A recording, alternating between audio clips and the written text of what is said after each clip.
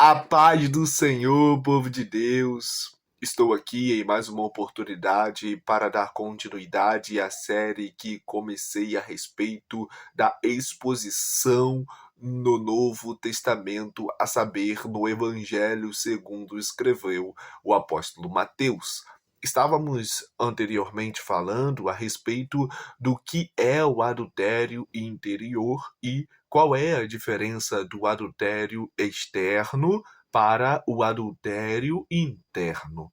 Eu falei a respeito do que Jesus estava propondo quando explicou que se nós desejarmos uma mulher no coração com intenções impuras, já cometemos adultério com ela. Haja vista que estamos falando de uma contextualização e um ensino que reflete a nossa realidade diária. Jesus estava falando a respeito do que ele vivia como homem. Segundo homem, ele se purificava. Segundo homem, ele orava. Segundo homem, ele se santificava. Segundo homem, ele vivia uma vida de inteira dedicação às Escrituras. Segundo homem, Jesus foi o nosso maior exemplo quanto à purificação do corpo.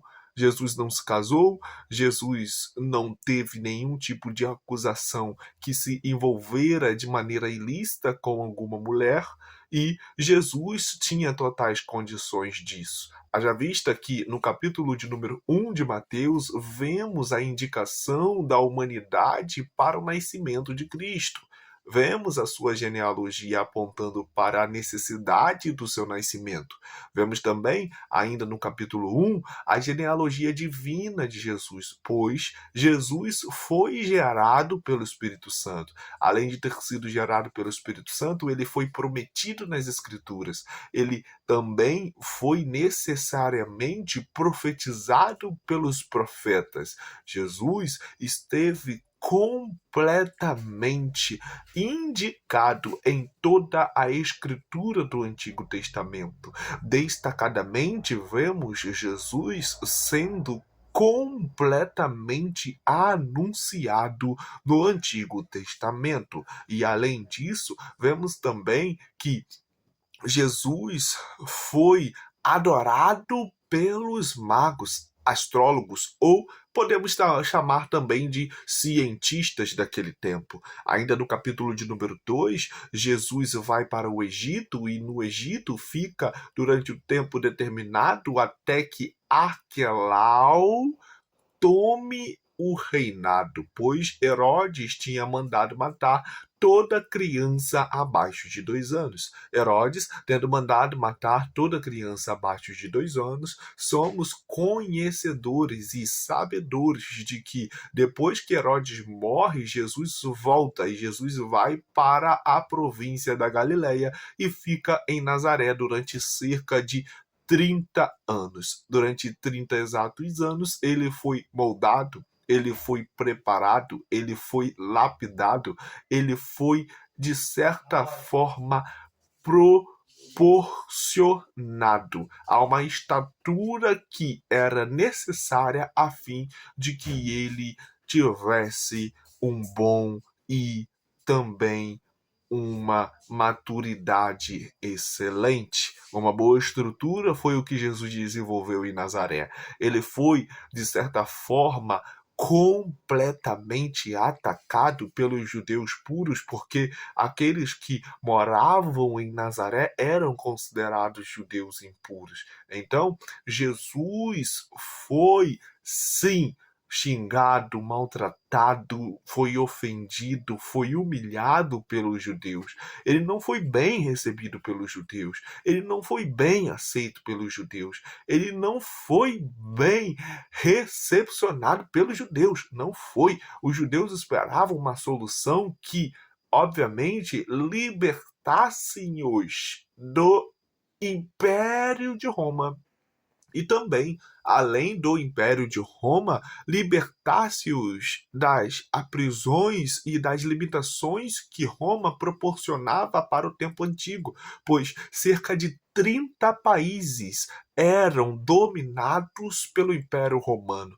E o Império Romano era um império muito cruel. O Império Romano era um império de fato muito ruim, maldoso e maligno. Mas nós sabemos que Jesus, depois disto tudo, foi anunciado pelo profeta João Batista. Agora eu estou no capítulo de número 3 do Evangelho segundo escreveu Mateus, e João Batista prega: arrependei-vos, raça de víbora, porque é chegado o reino dos céus. Eu vos batizo com água para arrependimento, mas vem um após mim, que é mais poderoso do que eu, e ele vos batizará com o Espírito Santo e com fogo. Jesus tem o compromisso de ser batizado por João Batista para que se cumprisse toda a Escritura. No capítulo de número 3, Jesus é autorizado pelo Espírito Santo quando o Espírito Santo desce sobre ele em forma corpórea de uma pomba. E além de ter descido sobre ele em forma corpórea de uma pomba, ele tem o credenciamento do Pai, pois quando há esse batismo, que é o batismo necessário para um anúncio público que o ministério de Jesus estava credenciado por uma autoridade profética daquele tempo, ele também é autorizado e ele também é credenciado pelo Espírito Santo. E além disso, Jesus também é credenciado pelo Pai, pois Mateus, capítulo de número 3, versículo de número 17, diz: este é o meu filho amado, em quem me comprazo. Mateus capítulo de número 4, Jesus é tentado, pois ele é levado ao deserto e passa no deserto cerca de 40 dias. Ele é tentado pelo diabo com 3 perguntas e dá 3 respostas a fim de que o diabo se aparte dele. E depois do diabo ter se apartado dele por um tempo, depois do diabo ter se apartado dele por um momento, depois do diabo ter se apartado dele por um instante, Jesus é alimentado pelos anjos e é autorizado a iniciar o seu ministério. E é aí que Jesus começa a operação de milagres, começa a ministrar ensino com autoridade, começa a pregar nas sinagogas, começa a anunciar o evangelho, começa a falar a respeito das boas novas, começa a falar a respeito do reino de Deus, começa a falar a respeito do reino dos céus, começa a falar a respeito do arrependimento, da justificação, da crucificação. Ele começa a falar a respeito daquilo que realmente importa para aquela sociedade, uma sociedade depravada, uma sociedade pecaminosa, uma sociedade que estava entregue aos seus próprios pecados e aos seus próprios prazeres. E Jesus entende a necessidade deles, e a necessidade deles é muito maior do que uma necessidade de civilização organizada. É uma necessidade que é espiritual, e além de ser espiritual, é uma necessidade eterna. Jesus começa a falar a respeito daquilo que importa. Jesus começa a atacar completamente a necessidade dos judeus. E além dele ter atacado a necessidade dos judeus, ele se compromete em fazer aquilo que o Pai diz para que ele fizesse. No capítulo de número 4, Jesus inicia seu ministério com poder e com grande glória. No capítulo de número 5, ele sobe ao monte e há escribas, há fariseus, há discípulos que estão ouvindo a sua pregação. Ainda no capítulo de número 5, ele fala a respeito das bem-aventuranças. Ainda no capítulo de número 5, ele também fala a respeito do testemunho que devemos dar, pois o doutor Arren diz, no capítulo de número 5, versículo de número 20, que a chave do sermão da montanha é esta: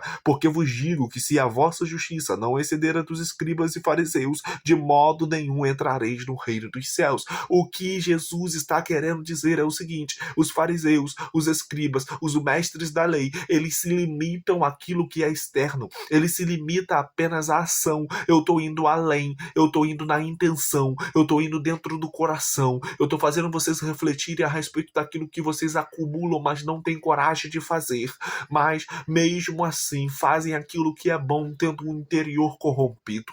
O que Jesus está dizendo para os fariseus, o que Jesus está dizendo para os escribas, o que Jesus está dizendo para os mestres da lei é o seguinte: não adianta fazer na ação e no campo da materialidade aquilo que você não está intencionando dentro do teu coração. Se você intencionar coisas ruins, se você intencionar coisas mais, se você intencionar coisas que não vão gerar proveito nenhum, não adianta você tentar fazer na ação. Trata do teu interior, trata da tua mente, trata da tua alma, alimente-se de coisas boas, guarde o teu coração, pense naquilo que é do alto, e aí é normal ter vontade de fazer no natural, ter vontade de materializar aquilo que você tem gerado dentro do teu interior, porque é do coração do homem que procede as saídas da vida. É por isso que Salomão diz: de tudo quanto você tem, guarda o teu coração, porque é dele que procede as saídas da vida. O que Jesus está dizendo é: eu digo a vocês que o casamento é sagrado, porque foi dito que aquele que se divorciar da sua esposa deverá dar a ela uma certidão de divórcio. Eu, porém, vos digo que qualquer que se divorciar da sua esposa, exceto por imoralidade sexual, faz com que ela se torne adúltera. E quem se casar com a mulher divorciada está cometendo adultério. Mateus, capítulo de número 19, dos versículos de número 1 a 12. Mateus, capítulo de número 19, dos versículos de 1 a 12. Explica melhor o que Jesus está querendo dizer. Jesus diz assim: e aconteceu que, concluindo Jesus essas palavras, partiu da Galiléia e dirigiu-se para a região da Judéia, no outro lado do Jordão. E aí é dito no versículo de número 2: grandes multidões o seguiam e a todos curava ali. Alguns fariseus também chegaram até ele e, para prová-lo, questionaram-lhe: é lícito o marido se divorciar da sua esposa por qualquer motivo?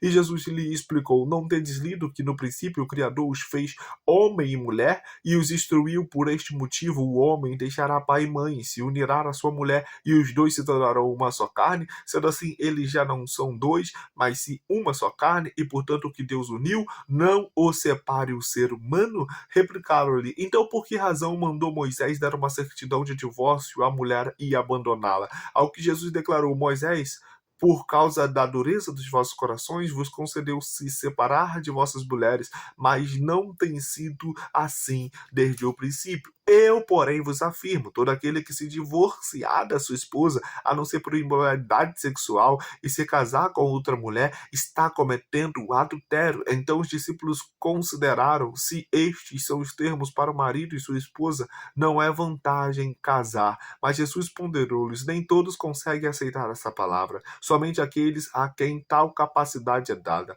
Pois há alguns eunucos que nasceram assim do ventre de suas mães, outros foram privados de seus órgãos reprodutores pelos homens, e há outros ainda que a si mesmos se fizeram celibatários por causa do reino dos céus. Quem for capaz de aceitar esse conceito, que o receba. O que Jesus está querendo dizer é o seguinte: Deus não aprova o que chamamos de divórcio. Deus odeia o divórcio, e Deus criou o casamento a fim de que a família fosse abençoada, a fim de que a sociedade fosse abençoada. A estrutura da civilização provém de uma família, a estrutura da população provém de uma família saudável. E Jesus está dizendo o seguinte: vocês precisam de uma vez por todas entender que a intenção e o propósito da lei é exatamente fazer com que vocês se aproximem daquilo que é o ideal para Deus, fazer com que um homem pecador se aproxime de um Deus santo, sabendo que o modelo que Deus criou é o modelo ideal para que nós tenhamos uma vida melhor, para que nós tenhamos uma vida mais equilibrada, para que nós tenhamos uma vida que glorifica a Deus. E Jesus está dizendo: não adianta você ficar dando certidão de divórcio para sua mulher, porque você está casando com um propósito que é um propósito raquítico e um propósito raso, um propósito que não é um propósito ideal para uma pessoa que quer casar. Não, se você for casar, você deve namorar, você deve noivar e você deve casar com a pessoa sabendo que esse casamento é um propósito de vida, é um propósito de construir família, é um propósito de ter filhos, é um propósito de ser homem, de ser mulher. Não é um propósito de ser menino e ser menina inconstante que vai abandonar um projeto que Deus nos deu como privilégio a qualquer custo, a qualquer momento, por qualquer situação. Não, não e não. Jesus está dizendo, só pode separar a caso de moralidade sexual. Há também a possibilidade de agressão, há a possibilidade de abandono, que aí Paulo trata nas suas cartas em relação à separação. Mas o propósito de Deus é blindar o casamento. Casamento que é um projeto de Deus. Deus abençoe a sua vida, Deus abençoe a sua casa, Deus abençoe a sua família. E o tema do que iremos falar amanhã é exatamente o tema juramentos. Te espero por aqui amanhã, no dia que é exatamente o dia de quarta-feira, 12 de agosto.